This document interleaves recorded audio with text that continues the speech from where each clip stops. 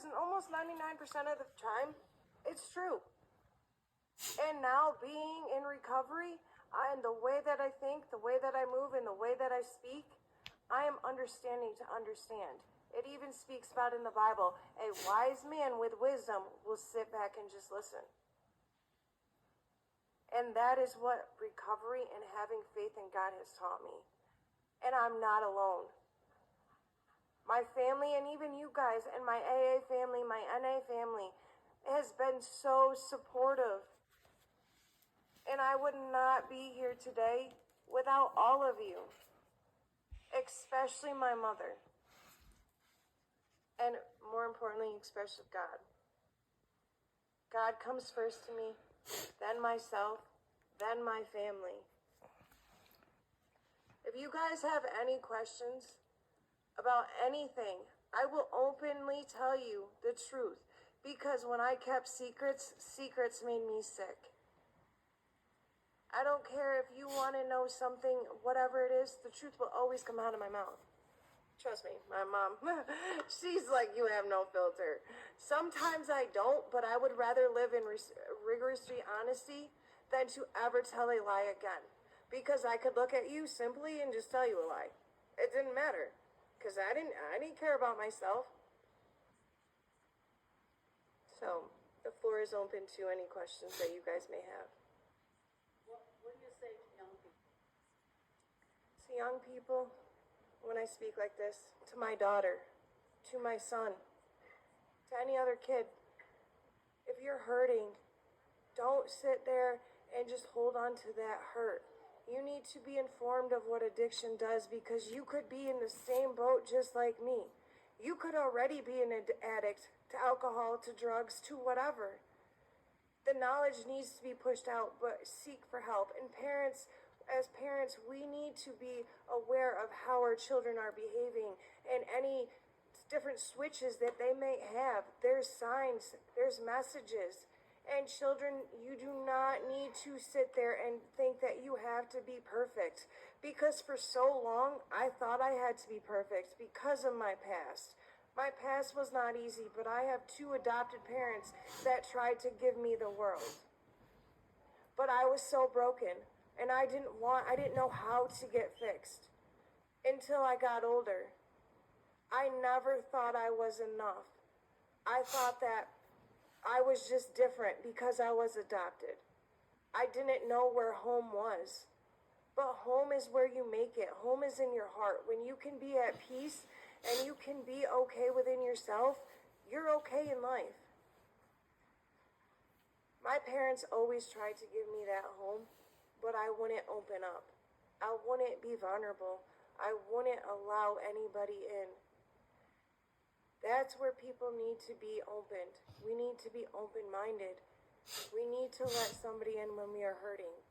Like I said, secrets keep secrets. Secrets make us sick. That's where it started. When I was little, keeping these secrets, holding on to feelings that I had no idea why I was feeling this way.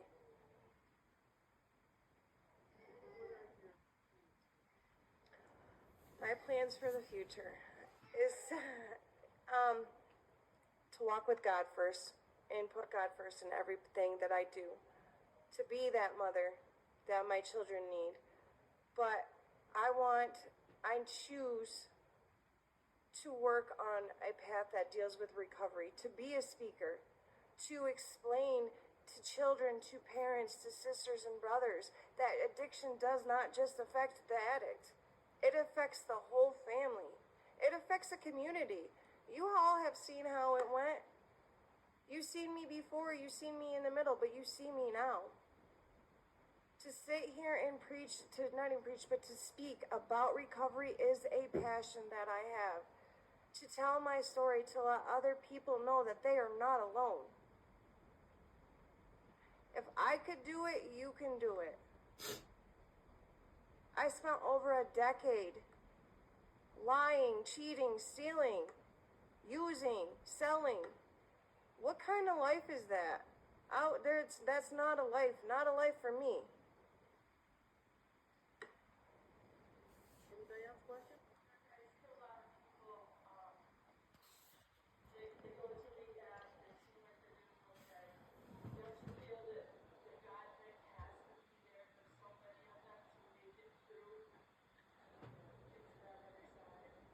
believe that you have to thank you.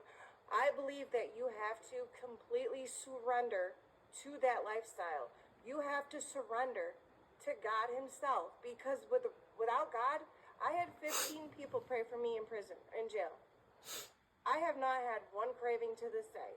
So if anybody wants to prove me wrong and tell me that God can't heal, please do. Because in my life, he's healed. I have to work every day at this because I will always be in recovery. It's just like somebody in with cancer. When they get sick, they go to recovery on mission. I am in a mission. This disease can pop up back at any point in time, but with the faith of God, I shall always be protected.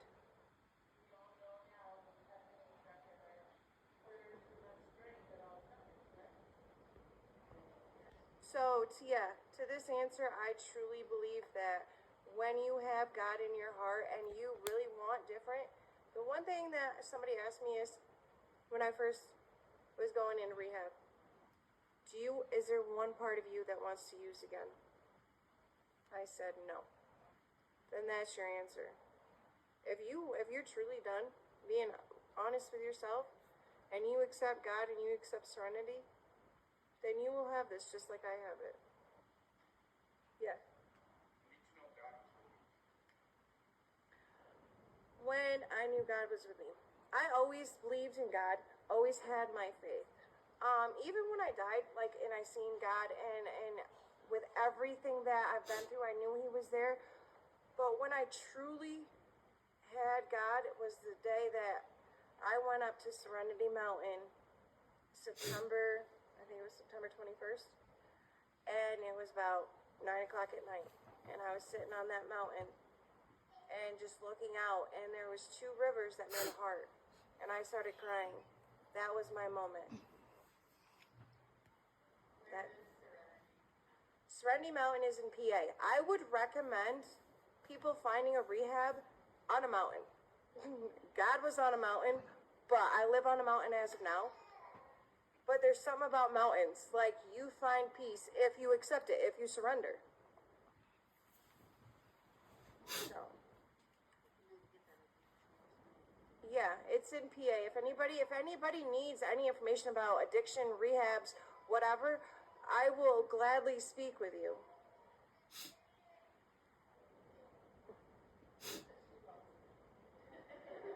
Hi, baby girl. Yep, I'm going to be doing my certification for a recovery life coach in March, and I'm taking a couple classes this week. But in speaking, that is something that I really have a passion to do too. So, if anybody needs a speaker.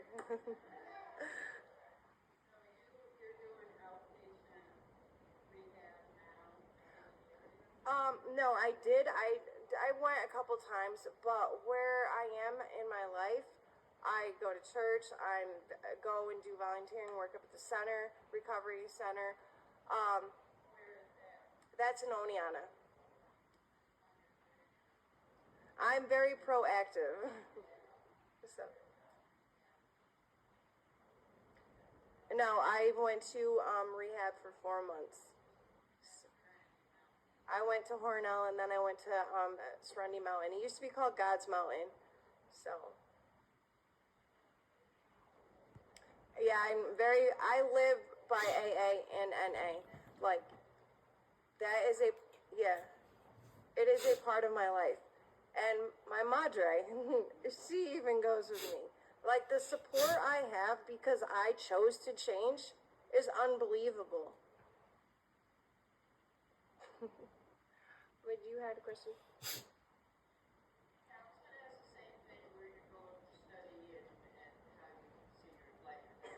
Yeah. I need to keep busy and I need structure and I also need to do this service work and I need to be selfless. Yes. Yes, I have. Yeah, I want to speak because I know that the way not to be conceited or nothing, but I just feel like the power I have when I speak will help somebody that's sitting in silence.